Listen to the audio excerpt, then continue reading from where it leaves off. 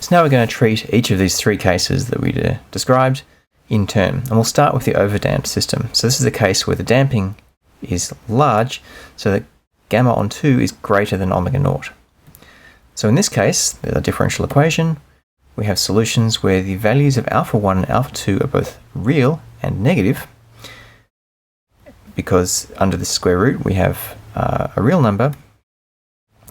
And in this case, we have a solution that does not oscillate. So I've got an example here where we have gamma is equal to 3, omega naught is equal to root 2. We have initial conditions where the oscillator is initially at x equal to 1/2, and the initial velocity is -2. And this gives us a solution that looks like this. So we have two different exponentials. We have a -2t and a -t. And it's starting off here at 1/2, and it's moving already in the negative direction, crosses the origin here, the equilibrium position, and then will slowly relax back to the equilibrium position, and that's the end. It's pretty boring. So this is the overdamped case. The second case, and the one that we had a look at earlier, is the underdamped case, where in this situation gamma on 2 is less than omega naught, and so alpha 1 and alpha 2 now are complex. In this case, the number under the square root here will be negative, which is where the imaginary number comes from. And so we're going to define this frequency here, omega dashed, as the square root of omega naught squared minus gamma on 2 all squared. And we can also define a decay time tau as 2 on gamma. And this allows us to write alpha as -1 on tau plus minus I omega dashed, which gives us solutions to the differential equation that look like this. So we've got a C1 times e to the negative t on tau plus I omega dash t, and C2 times e to the negative t on tau minus I omega dash t. And we can take out a factor of e to the negative t on tau. So now we have our exponential decay at some rate tau, some time constant tau for that exponential decay, and oscillations at frequency omega dashed. Now, as we talked about before, this frequency omega dashed is very close to omega naught in the case where gamma is small. So if the frequency gamma is anything less than about 1/10 of the frequency omega naught, then omega dashed and omega naught are very similar frequencies. And this is a decaying oscillation. So here's an example where gamma is 4, this is omega naught, we have some initial position and initial velocity is 0, and we get some decaying oscillation that looks like this. So that's case 2. The critically damped case, where gamma on 2 is equal to omega naught. So this one's a little bit nuts.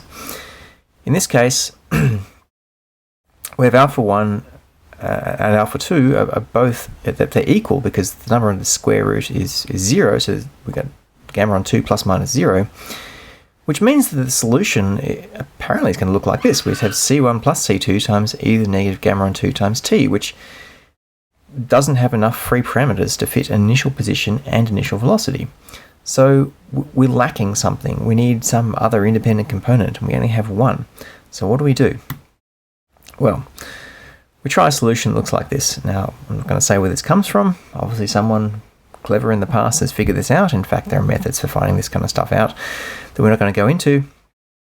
We can trial a solution that looks like this. So we've got some constant times e to the gamma on 2 times t, and this second part that we haven't yet tried is some constant times t times e to the negative gamma on 2 times t. So I've got this extra solution here with a t in front of it. And then there's a whole bunch of maths that's pretty dull. We find the derivative of our trial solution x, and we find the second derivative of our trial solution of x, and we substitute these back into the differential equation and see if we can solve it. So it's kind of ugly, looks like this. We're substituting these first, second derivatives and 0th derivative back into our differential equation and solving for 0. And this is what we come up with, which means that 0 equals 0. So it works. We can take this solution, we can substitute it in, and we find that it's consistent.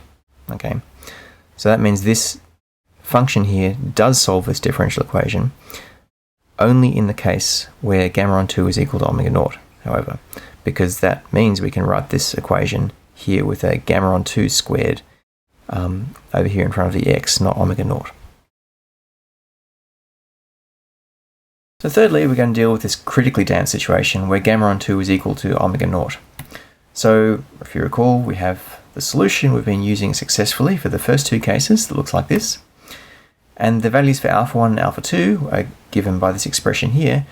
But in this critically damped case, the part under the square root is equal to 0, which means that alpha 1 equals alpha 2, which means that our solution now only has one functional dependence here on a damped exponential. There's not enough free parameters here anymore to fit initial position and initial velocity, so we're missing something. We need to find some other independent function that we can use to fit initial conditions. So we're going to try a solution like this. We have the damped exponential, either negative gamma on 2 times t, but we also have the damped exponential multiplied by t.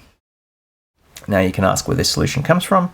There are of course ways of finding such solutions, but we're not going to deal with that in this course. What we're going to do is show that this function does solve the equation.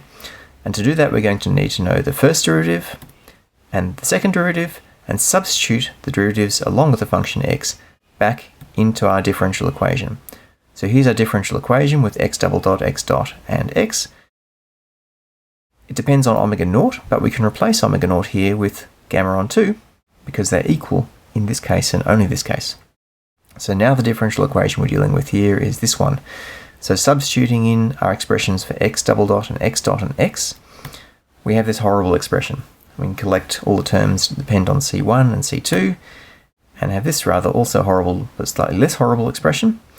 And now we can see that actually all of the terms in this brackets cancel and all the terms in this bracket cancel, proving that 0 equals 0.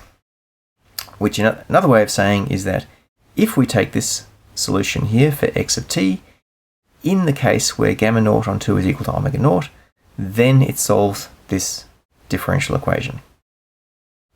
And what do these solutions look like? Well, there's a solution, and in fact it's something that looks a bit like this. There's no oscillation, it's still just damped exponentials, although this one multiplied by time, but there's no e to the I omega t.